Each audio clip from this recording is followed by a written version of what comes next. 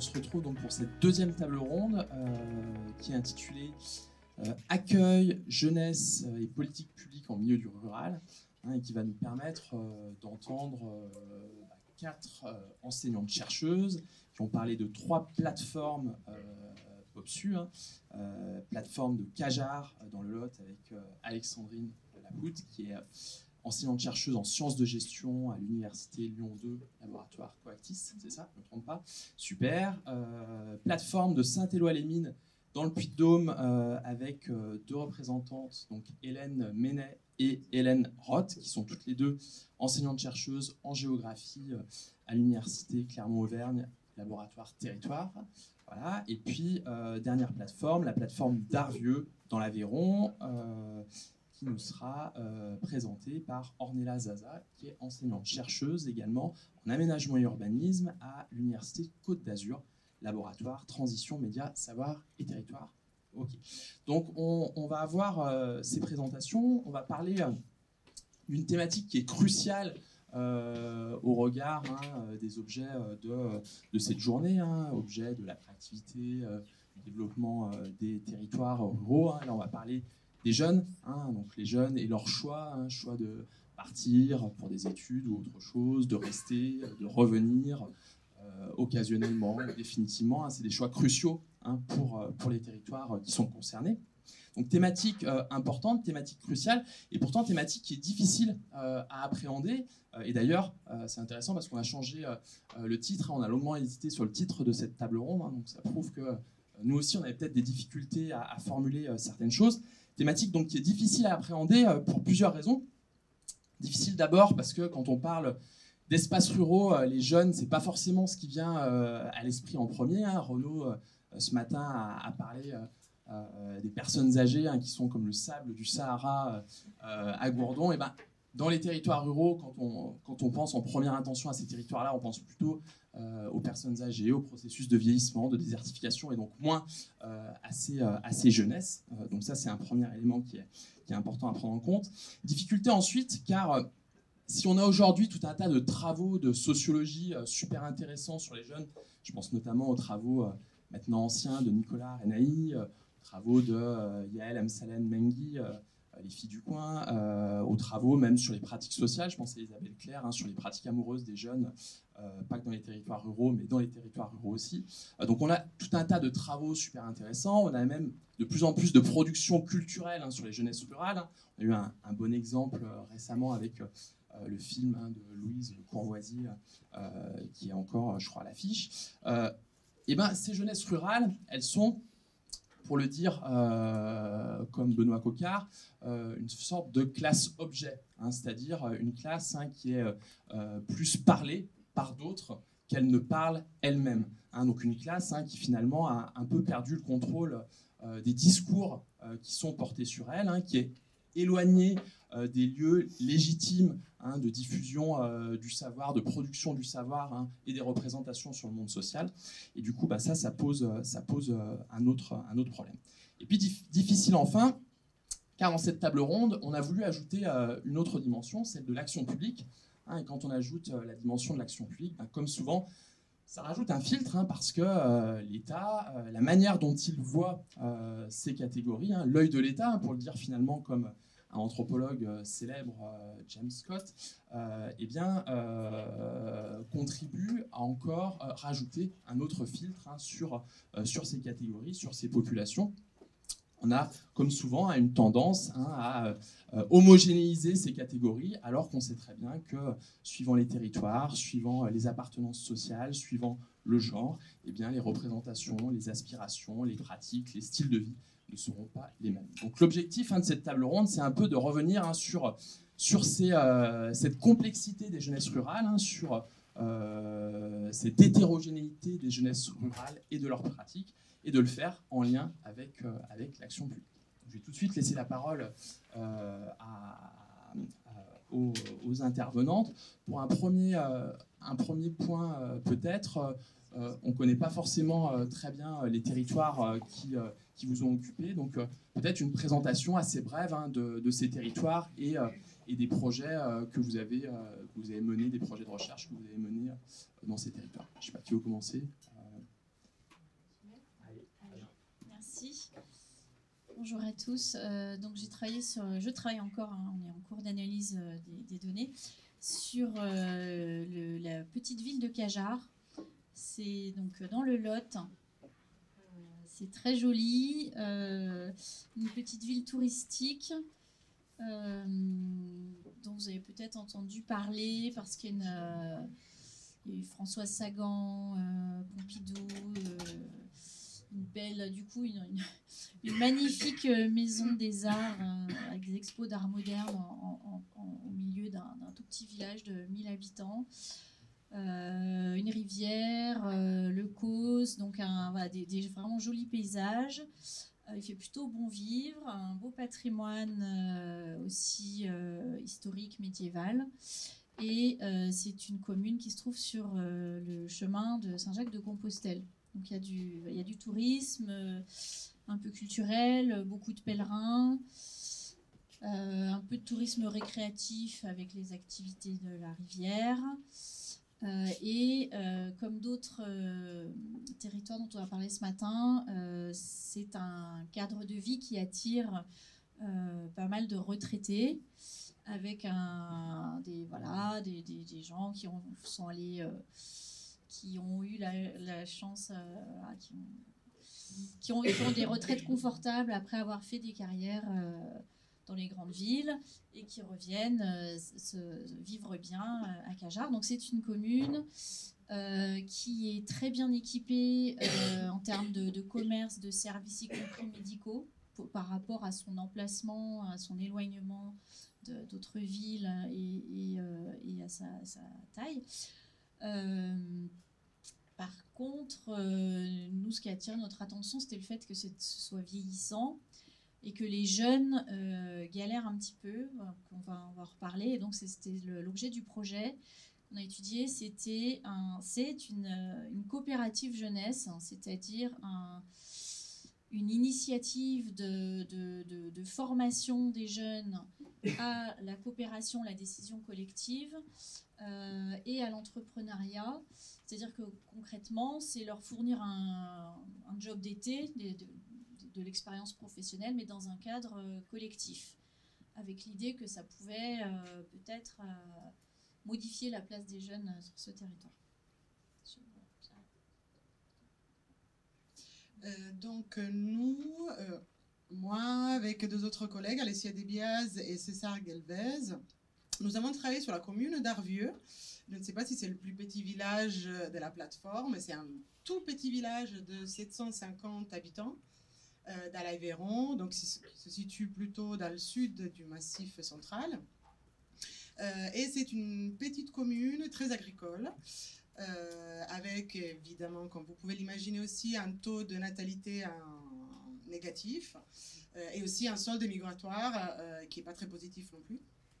Donc c'est une commune qui était qui est toujours en grande déprise démographique, et qui se situe donc dans ces territoires très ruraux, où quand même il y a très peu de chômage, mais les revenus sont plutôt modestes. Donc voilà, les gens travaillent, mais le niveau de vie n'est pas très élevé. C'est une commune aussi qui était avant classée en zone de revitalisation rurale et actuellement donc en France, en zone France Ruralité Revitalisation, et qui rencontrait un certain nombre de difficultés, dont aussi un certain éloignement.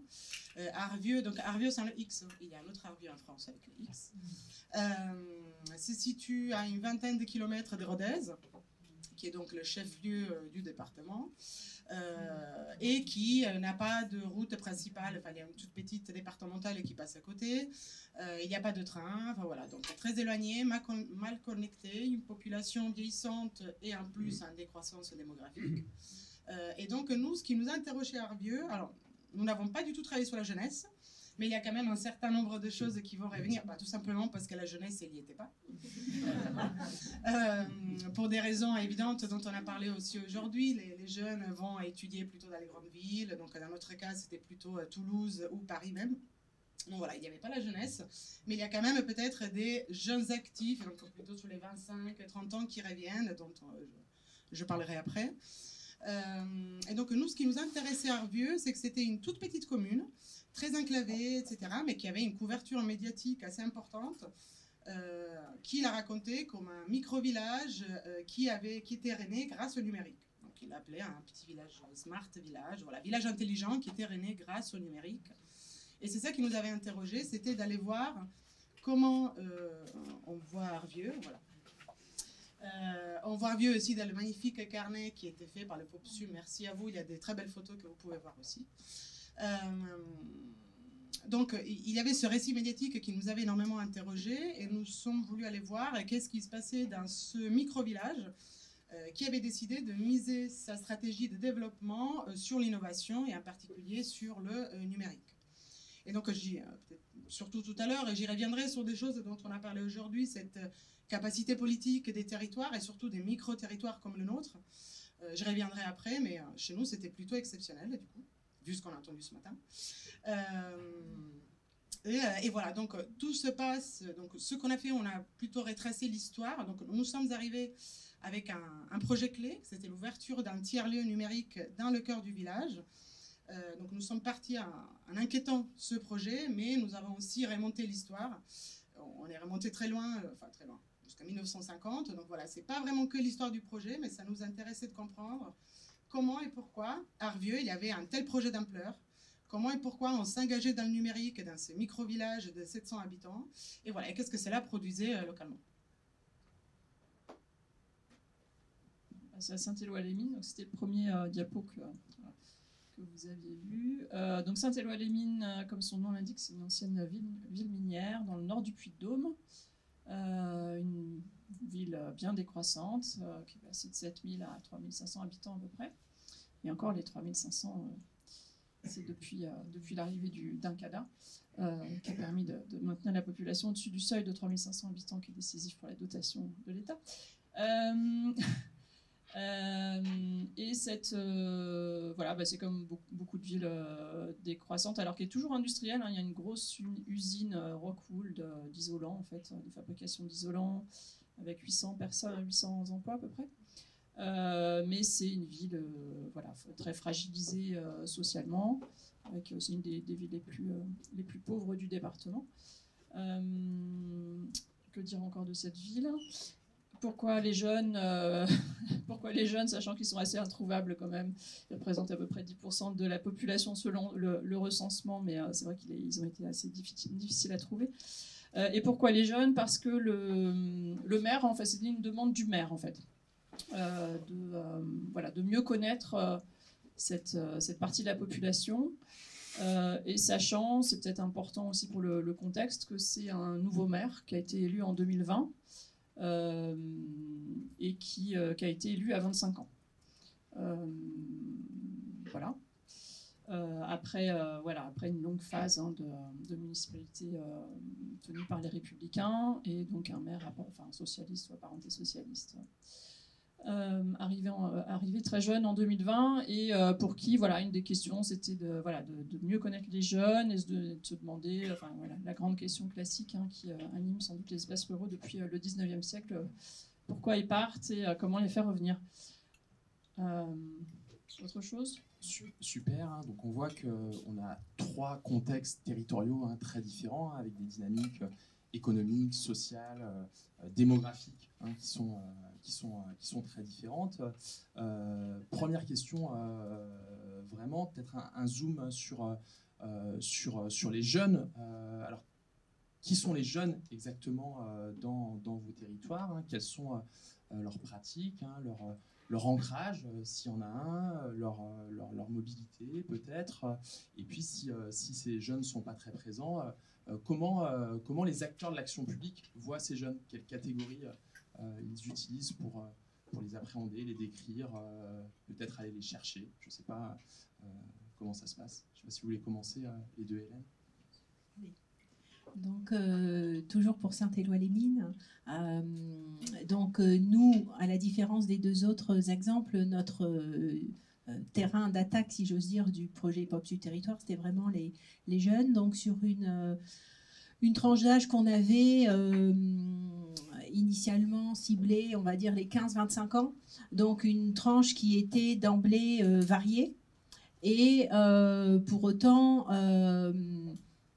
qui entre quand même un peu sous soit le vocable des jeunes, notamment quand on discute avec les acteurs locaux, ou de plusieurs catégories de jeunes. De fait, il y a, on va dire, 2 grandes sous-catégories, ceux qui sont scolarisés, ceux qui ne le sont plus.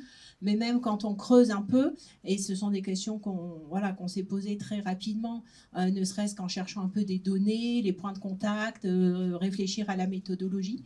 Vous avez au passage du coup quelques images de certaines de nos approches méthodologiques, puisqu'on a aussi travaillé avec un bureau d'études, le bureau VEDI, spécialisé un peu en ingénierie territoriale et en concertation. On pourrait y revenir si vous avez des questions là-dessus. Et voilà, les jeunes scolarisés, par exemple, je ne vais pas développer, mais la diversité, à Saint-Éloi-les-Mines, donc il n'y a pas de lycée d'enseignement général. Donc les jeunes lycéens, ils vont au lycée soit à Montluçon, à peu près 30 minutes, mais certains sont internes, soit dans l'agglomération clermontoise ou à Riom, donc au nord du Grand Clermont. Il y a un lycée professionnel, donc il y a aussi des jeunes lycéens qui ne sont pas originaires du territoire, mais qui viennent pour leurs études au lycée professionnel, avec des filières un peu spécialisées, qui sont internes. Il y a aussi pas mal d'apprentis. Hélène l'a dit, il y a la grosse entreprise Rockwool qui accueille beaucoup d'apprentis. Et puis il y a d'autres entreprises du bassin. Donc le CADA, donc le centre d'accueil des demandeurs d'asile, avec principalement des jeunes dans notre tranche d'âge. Des jeunes hommes ou des jeunes femmes. Voilà. Donc une diversité en fait très, très grande qui est difficile à appréhender. Et donc un des enjeux, c'est on va dire l'affichage un peu générique des jeunes. Et on y reviendra, puisque c'était un des points d'accroche, d'intérêt de notre table ronde, c'est aussi comment identifier, et pas uniquement dans l'entrée du Pop Sud Territoire, mais même pour les acteurs locaux, comment identifier les jeunes, comment les trouver. Il y a un rapport à l'espace public, aux lieux qui sont prévus pour eux ou qui sont aménagés pour eux, sans qu'il y ait toujours grande concertation avec eux, qui fait qu'ils sont plus ou moins utilisés. Donc voilà, c'est toute la difficulté qui est un des enjeux aussi. Et peut-être 2 mots, puisque Vincent, il y avait l'accroche là sur l'ancrage. C'est un des points qu'on a essayé de creuser du coup dans les différents échanges qu'on a pu avoir. Donc au total, on est, je dis c'est un on collectif de toute l'équipe. On a donc sur l'image que vous avez là, on a essayé d'identifier certains points, certains moments un peu festif de regroupement pour essayer d'aller accrocher avec des petites des petits prétextes, notamment via la photo, un peu interactif. Et on a à peu près 140-150 jeunes qu'on a pu interroger de manière approfondie. Il y avait eu des travaux, on a aussi essayé de faire travailler nos étudiants en se disant que des jeunes travaillant sur les jeunes, ça pouvait aussi donner des résultats un peu différents que quand c'est nous qui nous intéressons à eux. Donc voilà, et ce qui ressort aussi, c'est cette grande diversité à la fois des ancrages, du rapport à la ville. On était parti initialement sur ces questions, pourquoi ils partent, est-ce qu'ils reviennent, pourquoi est-ce qu'ils reviennent. Et il y a finalement un point qui était peut-être sous-identifié au départ et qui est vraiment très présent, c'est leur ancrage et leur place ou leur faible visibilité dans l'espace public local. De fait, les lieux pour les jeunes sont assez peu nombreux. Ceux qui existent ne sont pas forcément ceux qu'ils utilisent ou qu'ils fréquentent. Voilà, donc leur place dans la ville aussi est une question qui rejoint le regard qu'on leur accorde et comment on se préoccupe, si j'ose dire, de cette part de la population. Alors nous, comme je le disais, on n'a pas vraiment travaillé sur la jeunesse parce qu'il n'y était pas. Et de toute façon, ce n'était pas vraiment le questionnement du projet. Mais il y a quand même des choses que je pourrais amener là dans notre table ronde qui concernent plutôt peut-être la trajectoire de quand ils étaient jeunes, non interviewés.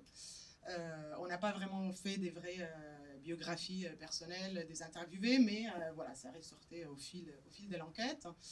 Et il se trouve, il y a des choses en fait qui sont commencées en fait en faisant même l'enquête sur la naissance et le fonctionnement de ce tiers-lieu. C'est un tiers-lieu donc qui naît à Arvieux. Grâce au retour des jeunes Aveyronnais qui reviennent dans le village. Donc là, on est 1998 et qui cherchent à s'installer dans l'Aveyron pour porter leur projet d'une start-up dans le numérique. Un projet qui fait pas du tout écho dans un territoire aussi rural, notamment dans les années 90. Et donc, la plupart des villages refusent leurs installations. Et on aura le seul maire donc, qui décidera de les accueillir, c'est le maire d'Arvieux. Et là, ils s'y installent, au tout début en tant qu'association, et puis petit à petit, ils montent leur entreprise. Ça prend de l'ampleur jusqu'à aujourd'hui. Donc, il ne faut pas imaginer le petit tiers-lieu, petit local en centre-ville. C'est un gros projet tel qu'ils l'ont appelé d'aménagement numérique. Donc, c'est toute la place centrale du village qui est concernée. Et, vu de la taille du village, c'est quand même assez important.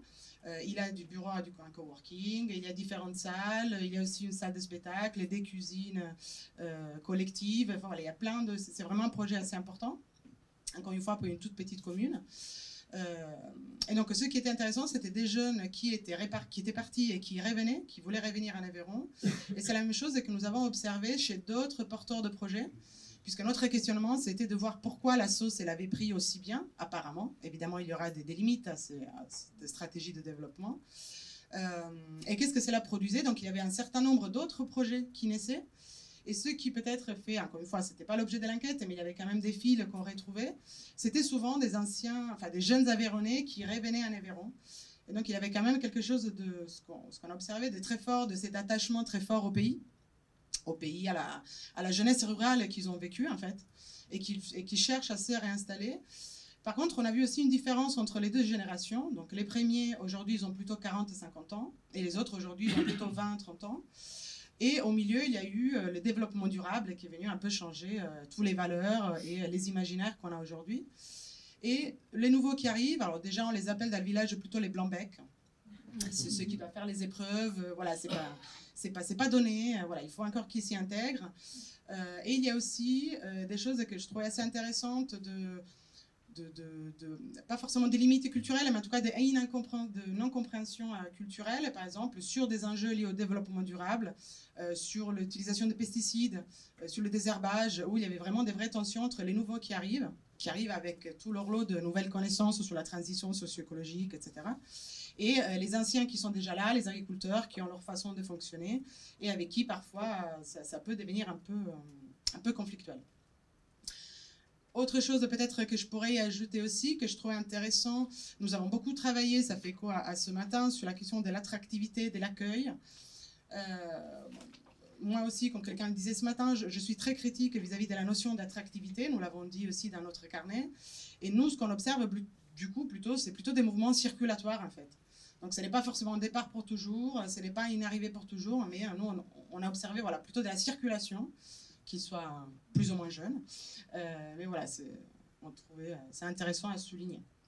Mais je reviendrai peut-être après.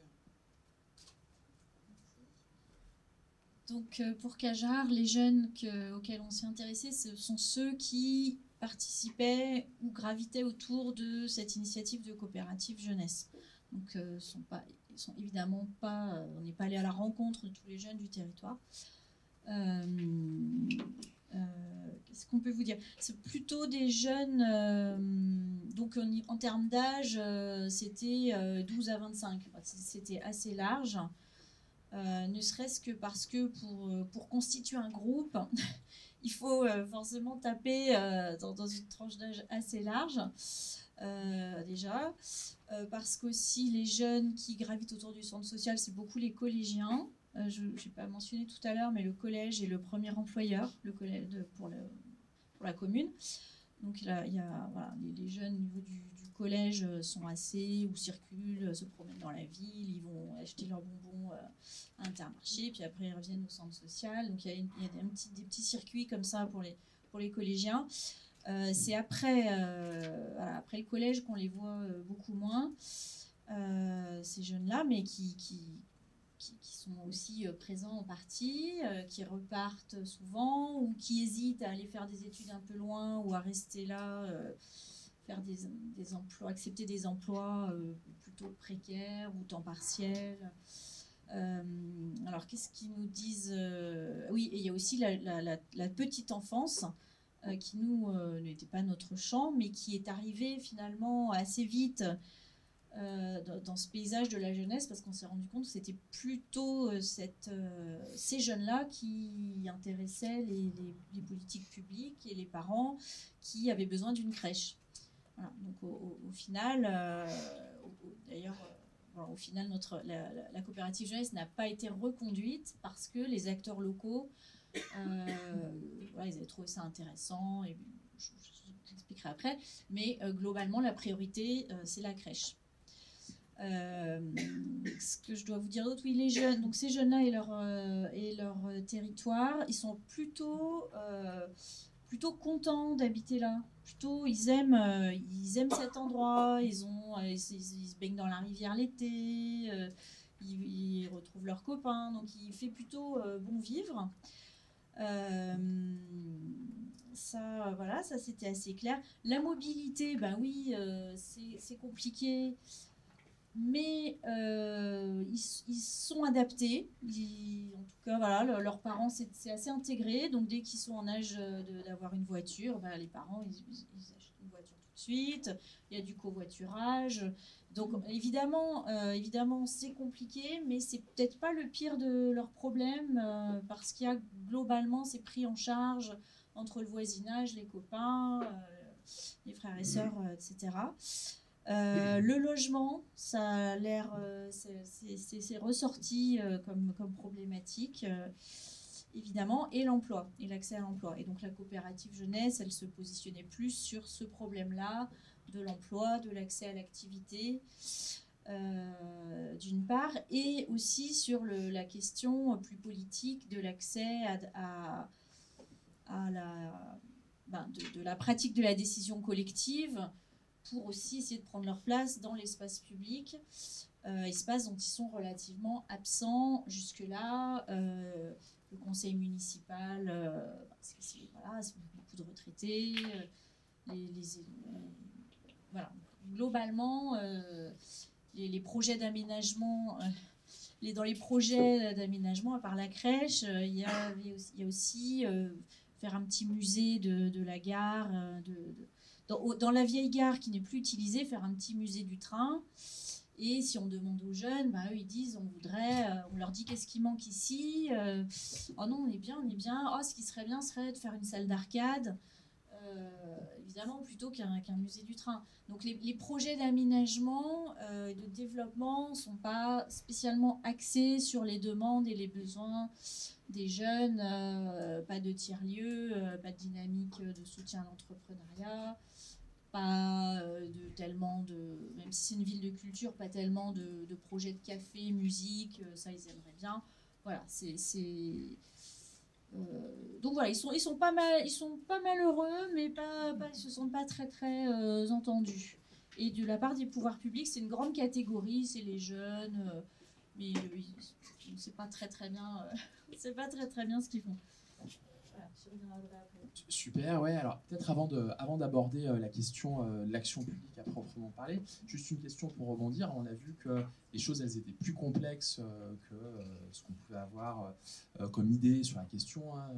Je retiens là, c'est ce que tu disais là sur les circulations. Hein. On n'est pas sur de l'arrivée, du départ, mais vraiment sur des circulations qui sont un peu plus complexes. Si on cherche à différencier, on n'a pas trop parlé de la différence filles-garçons, la différence de genre, alors que sur le choix d'aller faire des études, sur les pratiques de mobilité, ou même sur la présence dans l'espace public, c'est quelque chose qui revient souvent dans les littératures. Vous n'êtes pas obligé de répondre toutes les quatre, mais est-ce qu'il y a des éléments dans vos différents terrains sur cette différence de genre Pas vraiment. Pas énormément. Moi, j'ai sur le taux de chômage des jeunes filles qui est plus important que celui des jeunes garçons. Et voilà, je ne peux pas aller beaucoup plus loin sur la question. Moi, encore une fois, c'était vraiment pas l'objet de l'enquête. Je peux dire d'autres choses, mais sur la question du genre, elle... Non, Alors bon, on ne l'a pas précisé, mais nous, le traitement est encore en cours. On n'a pas encore tout, et notamment en termes de données. Simplement, ce qu'on a déjà repéré, c'est bon, il y a un lycée professionnel à Saint-Éloi, avec un internat, et donc qui exerce une attractivité. Enfin, attractivité, c'est un grand mot, mais enfin sur voilà, sur 50 km à la ronde, on va dire. Et là, bon, il y a évidemment un déséquilibre sur les formations, quoi, très important. Et donc plus de garçons dans l'ensemble. Mais voilà. À part ça, on n'a pas vu de... Enfin, c'est pas apparu comme aussi bien dans les implications associatives que dans d'autres... pas de déséquilibre majeur, en fait. Non, le seul peut-être moment ou espace où c'est visible, c'est dans les fréquentations, on va dire, en groupe, où du coup il y a dans les choses voilà, qui se fréquentent qui se pratiquent entre pairs, entre guillemets, il y a quelques sociabilités de groupes de jeunes filles, d'autres plutôt de groupes de jeunes gens, mais c'est pas au niveau des études supérieures, non, c'est pas ressorti. Après, ce qui ressort pour l'instant globalement, c'est que on va dire, c'est pas statistique ce que j'avance, mais notamment dans les jeunes avec lesquels on a eu des échanges, au-delà de Bac+2, il n'y a pas énormément, il n'y a pas beaucoup d'études longues pour ceux du coup qui reviennent ou qui sont présents sur le territoire de manière très régulière, mais sans qu'il y ait une distinction très nette genrée, quoi.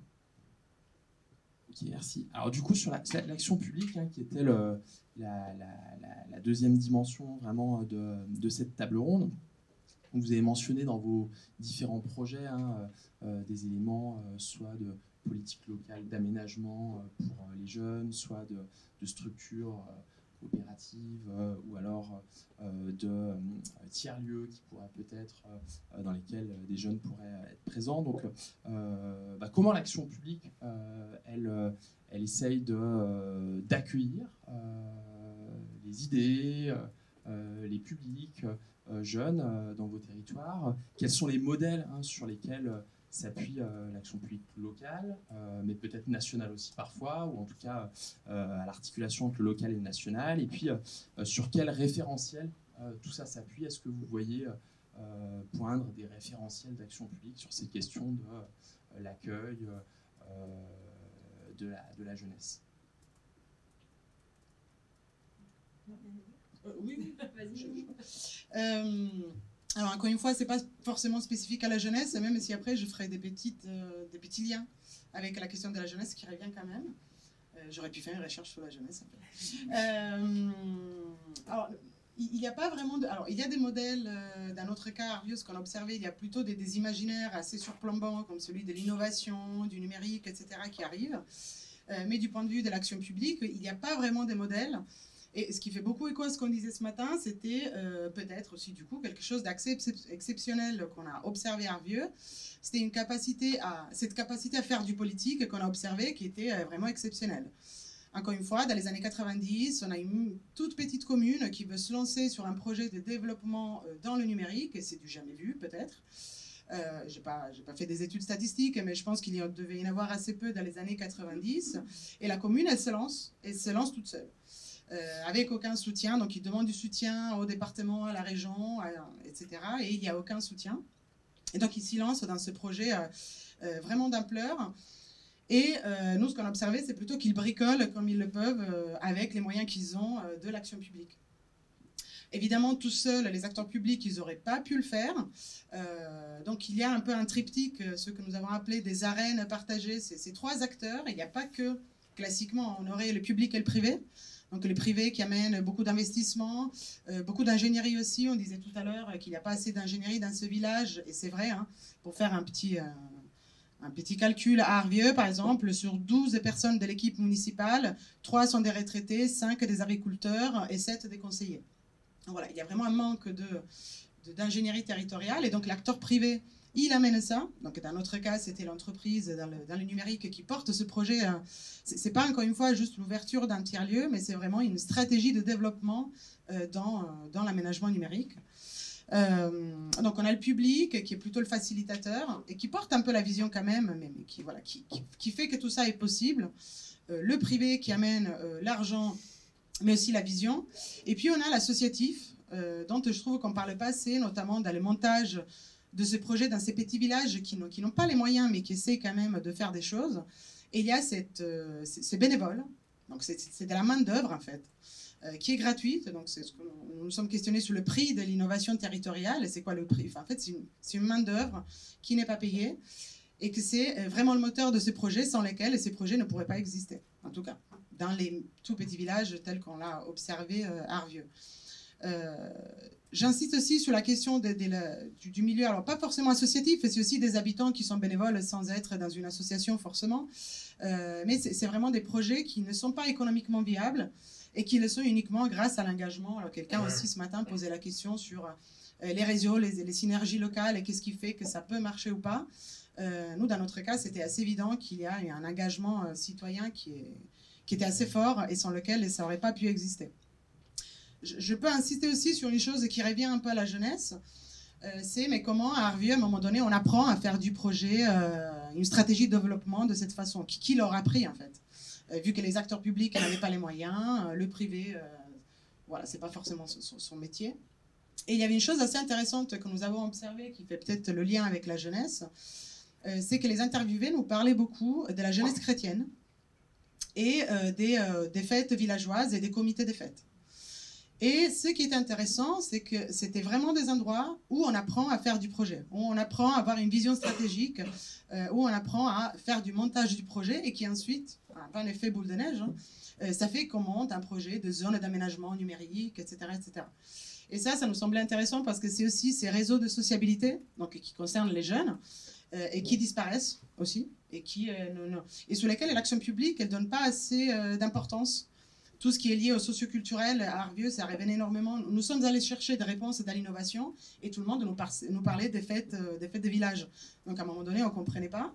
Et ce qu'on a compris, c'est ça, c'est que le vrai lien de n'importe quel projet, qui soit dans le numérique, dans la mobilité, dans l'industrie, peu importe, en tout cas dans cette ruralité, encore une fois, très reculée et très en souffrance, c'était ces réseaux de sociabilité qui naissaient soit, encore une fois, dans les réseaux de la jeunesse chrétienne, soit après avec les fêtes villageoises, et qui vraiment leur apprenaient à faire du projet, et c'est de là que tout le reste est né.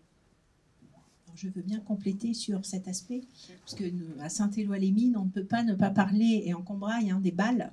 J'en avais parlé au campus à Cherbourg. Voilà, c'est parce que les jeunes nous en parlent. Donc les balles, vraiment au sens soit des balles intergénérationnelles, soit des balles de jeunes. Donc de jeunes, donc organisées par des associations sportives par exemple, donc pour faire un petit peu d'argent, mais du coup avec une vraie voilà, ça complète bien ce qui vient d'être dit, avec une vraie dimension sociale, donc festive, mais sociale et culturelle. Donc, si certains sont intéressés, c'est le bal de Saint-Gervais d'Auvergne, qui est très très clairement mais 700 personnes au bal, quoi. Donc, c'est vraiment comment dire, ce sont les points incontournables de l'animation, du coup, alors pas strictement tout au long de l'année, mais quand même, quoi. Il y a une variété des bals et une logique du coup de programmation et d'aller au bal, d'organisation pour y aller, entre amis, se retrouver, etc. Donc, et puis d'apprentissage également, notamment pour ceux qui sont amenés à organiser ces bals. Par le biais des associations qui les mettent en place, quoi. Donc, voilà.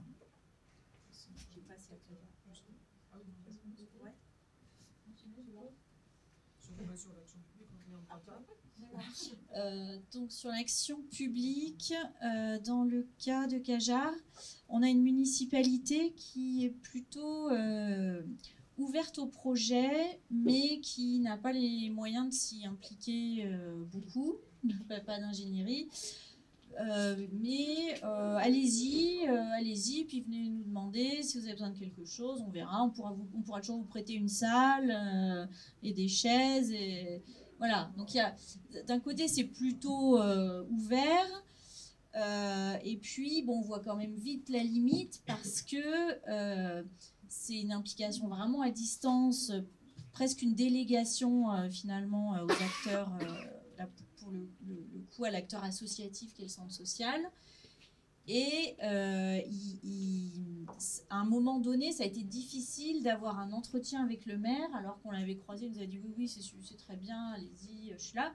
Mais ensuite, parce qu'il courait partout, il était appelé, il avait des urgences, parce que le comité des fêtes s'engueulait, parce que ci et ça. Donc c'était, voilà, il y avait quand même une forme d'indisponibilité du maire, et une difficulté aussi à ce qu'ils comprennent le projet, parce que évidemment, pour que ça démarre assez vite, il faut qu'il y ait quand même une forme de complicité entre les acteurs pour qu'il y ait du job pour les jeunes assez rapidement. Et le maire qui était sensibilisé en amont, quand les jeunes sont venus le voir, il les a accueillis très gentiment et il leur a proposé un CDD à la mairie. Alors que c'était pas ça vraiment le projet. Donc alors peut-être qu'on est allé un peu vite, peut-être que les acteurs sont partis un peu vite en se disant c'est bon, ça rejoint aussi ce qu'on a dit ce matin sur l'ingénierie de projet, on a une opportunité de capter un financement, ce qu'on fait ça intéresse la CAF, la communauté de communes, un tel, donc on a des gens qui vont soutenir, qui vont se déplacer. Mais au final, pour vraiment porter, pour faire, pour le planifier, pour au jour le jour, trouver les contrats, faire animer avec les jeunes coopérants, ça a été plus compliqué. Voilà. Et alors, il y a eu plein de points positifs, évidemment. Hein. Les jeunes, quand on leur pose la question, ils sont très contents de l'expérience. Hein. Nous... on est un peu moins, mais ce que je voulais dire, oui, ce qui est un peu dommage, c'est qu'il y avait une des velléités du projet qui était de faire changer de regard sur la jeunesse, et que ça là-dessus, ils n'y sont pas arrivés. Bon, mais c'est un test qui aurait pu se prolonger, et puis ça fait un peu pchit parce que il y a d'autres priorités. Voilà. Je repasse la parole. Sur l'action publique, déjà la politique jeunesse, hein, ça relève de la Comcom, pas de la commune spécifiquement. Et en plus, Saint-Éloi-les-Mines, l'articulation des deux est un petit peu compliquée. Par ailleurs, il y a quand même un certain nombre d'enjeux qui relèvent de politiques d'autres échelons, en particulier l'enjeu de la mobilité, des transports publics. Donc là, évidemment, la commune n'a guère de marge de manœuvre. En revanche, dans les années 2010, il y a eu un travail de fait sur à la fois l'emploi, mais surtout la formation, pour faire venir deux nouvelles formations en mécanique, je ne sais plus très bien quoi, et en maroquinerie. Et puis sur l'hébergement d'alternants, donc un service d'hébergement d'alternants, et puis la création de quelques logements sociaux, dont quelques-uns sont loués effectivement par des jeunes, parce qu'il y a un enjeu assez fort dans les espaces ruraux de façon générale, mais sur le secteur locatif, puisque beaucoup de personnes, jeunes ou pas d'ailleurs, mais n'ont pas nécessairement beaucoup de choix pour se loger dans le parc locatif.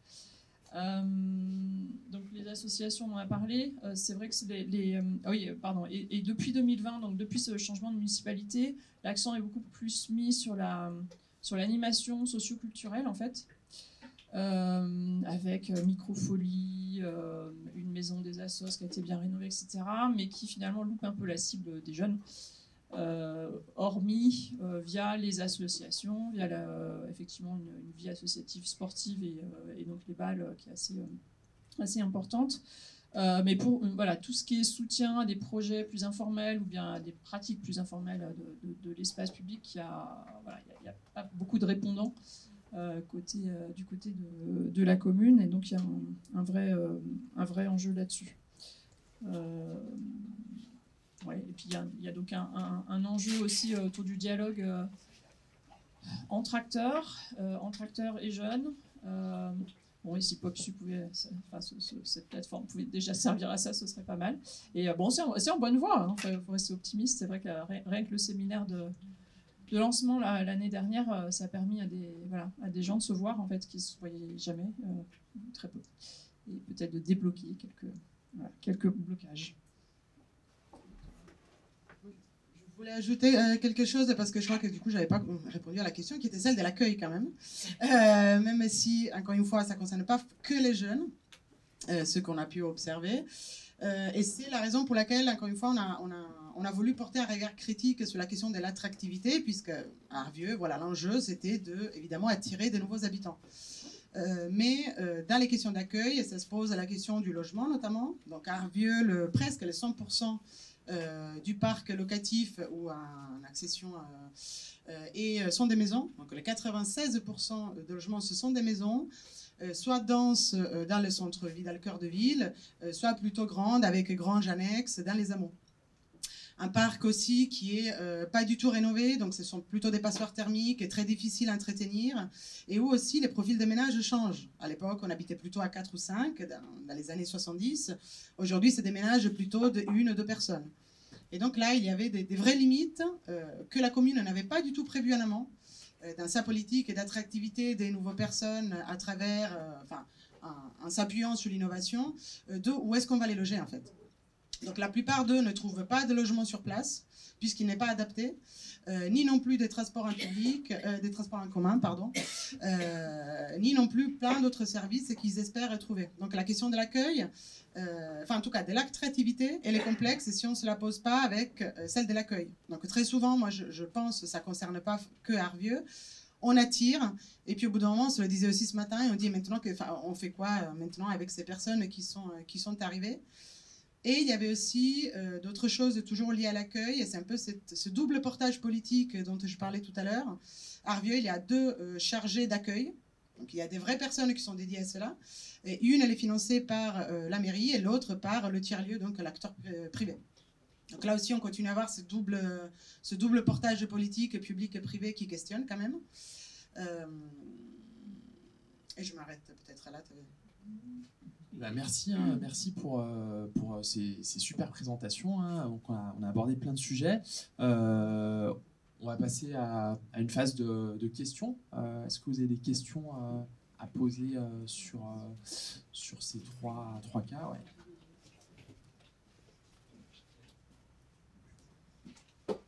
Moi, c'était plutôt un témoignage relatif à un acteur qui n'a pas été vraiment évoqué, qui est l'éducation nationale.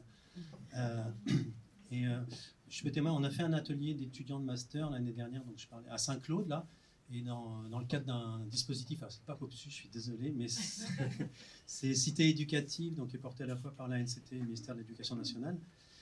Et donc les étudiants, l'atelier s'est allé sur 6 mois, et ça leur a permis, alors c'était porté à la fois par la ville, par le rectorat et par la sous-préfecture, avec des gens qui bossaient bien, un chef de projet qui était un directeur d'école primaire, donc il connaissait le territoire, qui connaissait son métier, etc. Ce qui fait un petit peu, par rapport à l'ingénierie aussi, la différence des choses qu'on évoquait ce matin.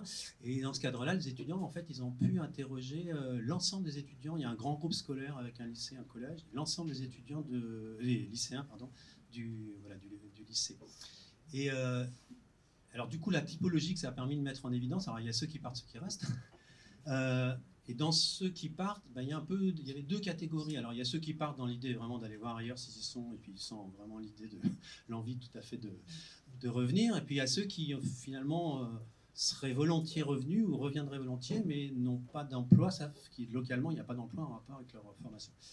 Et après, dans ceux qui restent, il y a les 2 catégories aussi. Alors Saint-Claude, il y a quand même, je crois, deux quartiers en politique de la ville, dont un avec, je crois, moins de 1% de la population qui a le bac, etc. Voilà. Et donc, il y avait 2 catégories. Il y avait soit des jeunes qui sont restés là parce qu'ils ont pas pu, c'était trop compliqué pour eux d'aller partir se former, notamment pour les questions de mobilité, soit, parce que c'est donc un lycée qui a un hinterland, là, pour, à ce qui est tout le plateau du Jura, et des jeunes plutôt ruraux, et qui, eux, par contre, trouvaient sans problème du boulot dans des territoires ruraux. Ils font bûcherons, dans les fromageries, enfin les fruitières là-bas. Voilà. Et ce que ça mettait en évidence, alors d'un côté comme de l'autre, pour ceux qui partent, pour une partie de ceux qui partent comme pour une partie de ceux qui restent, c'était la difficulté, c'est un euphémisme, de dialogue entre le lycée, enfin les personnels enseignants du lycée et le monde socio-économique, quoi. Voilà, très clairement, au sens où, alors, typiquement, il y avait un service d'orientation qui est aterritorial, quoi. Enfin, totalement aterritorial, alors que manifestement, il y avait des idées qui ont été émises, qui étaient typiquement de, par exemple, faire en sorte que, alors que les entreprises, excusez-moi, il y a quand même pas mal d'entreprises de la plasturgie, de la micromécanique, qui fonctionnent plutôt pas mal dans ces coins-là et qui ont du mal à recruter. Et on pourrait imaginer, par exemple, des systèmes où une entreprise garantit, par exemple, l'accueil en stage, voire l'embauche derrière. Voilà. Ou avec un lien un petit peu plus fort par rapport voilà, permettre à des jeunes qui n'auraient pas prévu de partir, voilà. Et ça, quand même, voilà, l'enseignement quand même principal, ça a été cette difficulté, cette absence de relation, cette difficulté dans la relation. Voilà. Et se pose du coup très clairement la question de quel tiers, quel médiateur entre le monde socio-économique et l'éducation nationale. Voilà. Là, il se trouve que il y avait une sous-préfète hyper dynamique qui faisait ce boulot-là. Je ne suis pas sûr que ce soit tous les sous-préfets, tous les sous-préfètes qui le fassent, mais clairement, il faut qu'il y ait un médiateur, parce que je ne pense pas que ce soit le maire, en l'occurrence, qui est pris dans des réseaux d'influence. Voilà, une injonction plus ou moins contradictoire qui puisse à lui seul assurer cette fonction-là. On peut peut-être, pour Saint-Éloi, c'est pas une question, mais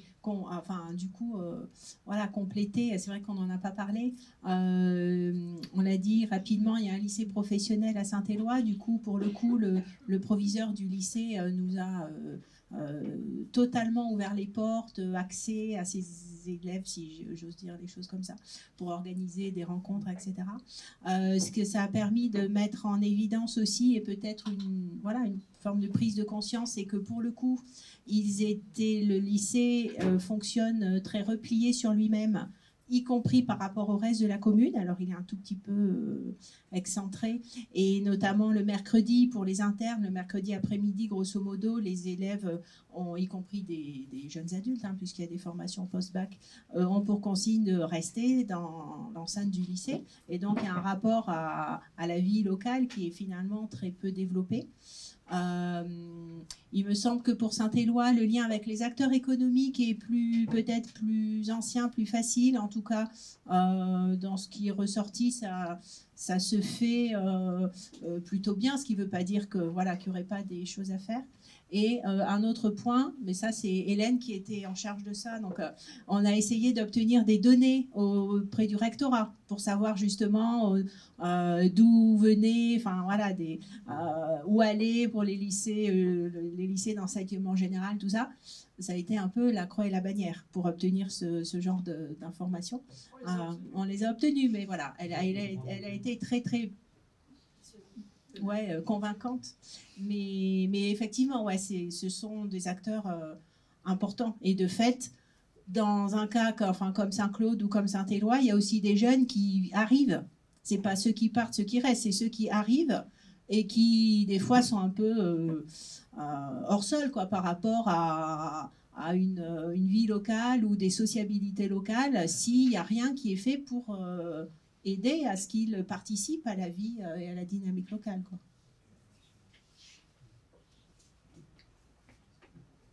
Après notre question. Oui, je m'excuse d'être le questionneur professionnel, mais comme je connais tous ces territoires, ça m'interpelle quand même. Il faut reconnaître que quand même Saint-Éloi-les-Mines, du fait de son patrimoine immobilier issu des mines, a été reprise par des bailleurs sociaux.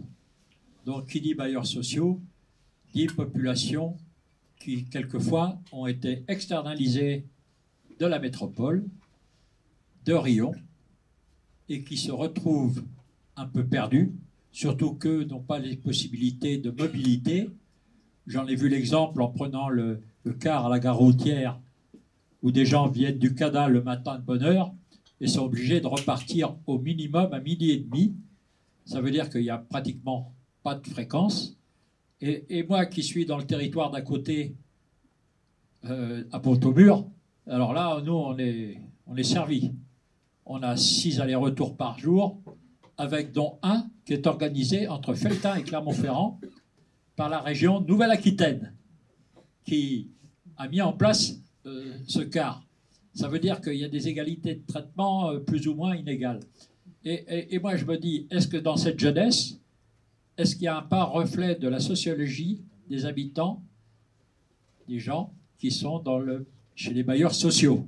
Ce qui explique peut-être que vous n'avez pas le même coefficient que peut-être dans d'autres régions de gens qui font des études de lettres, des études supérieures. Alors, je ne sais pas si au jour d'aujourd'hui, vous avez la statistique, mais moi, ça m'interpelle beaucoup. Et sur la question culturelle, alors là aussi, c'est un peu particulier, parce qu'à côté, il y a un grand site culturel qui s'appelle La Passerelle, que vous devez connaître. Mais je ne sais pas si ces populations jeunes ont accès à ce lieu culturel ou pas. Et voir aussi que Saint-Éloi est plus près de Montluçon que de Clermont et que d'Orion. Et donc, l'attractivité, elle est vers Montluçon plutôt, et c'est peut-être là où les jeunes vont s'amuser. Alors, quelques éléments de réponse. Alors, la passerelle n'est pas tellement ressortie dans les entretiens qu'on a pu avoir. De fait, vous l'avez dit, il y a les sociabilités locales, il y a une forte attractivité du coup de Montluçon et de Clermont, que ce soit pour les pratiques culturelles, commerciales, enfin voilà, le rapport à la grande ville, entre guillemets, c'est souvent Montluçon et Clermont-Ferrand. Les contraintes de mobilité, elles sont fortes. Contrairement à Gourdon, voilà, il n'y a plus de chemin de fer et la gare a été détruite à Saint-Éloi-les-Mines. Donc la question de savoir si on reconvertit la gare ne se pose pas. Donc il y a effectivement un fort enjeu pas que pour les jeunes, pour les personnes qui sont dépendantes des transports publics, mais du coup notamment d'une part des jeunes, avec, vous l'avez dit, il y a l'existence de lignes, et puis il y a les fréquences, et puis les horaires qui sont une contrainte pour un certain nombre de personnes, notamment qui sont amenées à se déplacer sur Riom ou sur Clermont. Après, je suis pas sûre que... Oui, mais la sociologie, elle est, enfin, de mon point de vue, elle est plus large que uniquement en lien avec l'importance du logement social. De fait, il y a une sociologie de ville post-industrielle, ouvrière, qui ne se réduit pas au logement social. Il y a aussi à Saint-Éloi un gros, ce qu'on appelle un parc social de fait dans le privé. Qui est très très important, qui est plus prisé souvent que le parc social, parce que les tarifs sont parfois plus bas, et en plus souvent il y a un petit jardin, donc ça permet d'avoir une chèvre ou un lapin. Et par ailleurs les bailleurs sociaux, donc il y en a 3 de mémoire sur le territoire, mais pour ce qui concerne l'office, c'est quand même aussi un levier, étant donné les relations avec la commune, un levier un curseur sur le peuplement de la commune. Et actuellement, il y a vous le savez sans doute, une grosse opération de démolition de logements sociaux qui est portée uniquement par le département, parce qu'il n'y a pas de subvention publique dans ce périmètre. Enfin, de subvention de l'État, je veux dire, on n'est pas en périmètre en rue, par exemple. Et voilà, et donc il y a le parc, notamment les chapelles, qui est réduit de moitié, le parc social du quartier des Chapelles qui est réduit de moitié. Donc oui, il y a un enjeu autour du peuplement et du peuplement qualitatif, y compris dans une petite ville comme ça.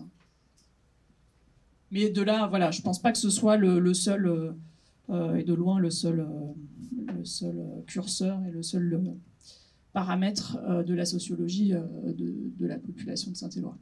Parce que la communauté d'agglomération s'appelle Pays de Saint-Éloi. Alors on peut prendre une dernière question, s'il y en a une. Ouais. Allez, super. Ouais. Sinon, je veux bien répondre à une question qu'on me pose pas. C'est pratique. Oui, une remarque quand même que j'avais envie de partager avec vous, c'est sur l'accueil fait au projet des jeunes. C'est-à-dire que cette coopérative jeunesse, évidemment, que déjà c'était très bien que ça permette qu'ils aient une petite activité. Mais c'était aussi présenté comme développement de projet, d'entrepreneuriat. Vous allez apprendre des étapes de la démarche d'un entrepreneur, faire des factures, voir des clients, etc. Bon, donc ça c'était très bien. Sur le papier, c'était très bien aussi. En fait, le constat de départ, c'est-à-dire on a des jeunes comme ça qui pourraient chercher un petit boulot. Et puis on a une activité touristique, on a des moments où on peut avoir besoin de renforts. Donc, parfait, ça peut coller. Alors, ce qu'on a vu, nous, c'est que ça ne collait pas si bien que ça. Alors, il faudrait réitérer l'expérience, évidemment. Mais là, en fait, il y a deux grandes limites qui sont une, que ces jeunes, ils sont jeunes. Donc, ils ne travaillent pas comme des professionnels. Et les commerçants du territoire, les gens, ils ont envie d'avoir de la main-d'œuvre. Voilà, ils veulent bien aider les jeunes, mais ils veulent surtout de la main-d'œuvre qui travaille bien, vite et bien. Donc, ça, c'est quand même une première difficulté. Et la deuxième, c'était quoi? Oui, c'était sur du coup le champ possible des projets. Il y a des jeunes qui auraient eu envie de développer des trucs. Et alors là, on leur a dit, oulala, voilà, hein, reste... fais des trucs qui tiennent la route, c'est-à-dire qu'effectivement, ce territoire, il présente des opportunités pour les jeunes. Donc c'est très bien. Mais ça peut aussi limiter vraiment le type d'activité. Et peut-être que les jeunes, plutôt que de travailler dans le tourisme, ils avaient envie de monter un bar ou de faire quelque chose qui leur convienne mieux, qui les intéresse plus. Et donc ça, il y a cette difficulté-là aussi, peut-être liée au monde, à la ruralité, à ce monde rural qui fait tourner le commerce, qui accueille les touristes. Et il fallait que les jeunes, en fait, ils s'intègrent vraiment là-dedans. Et ça n'a pas été si simple, en fait.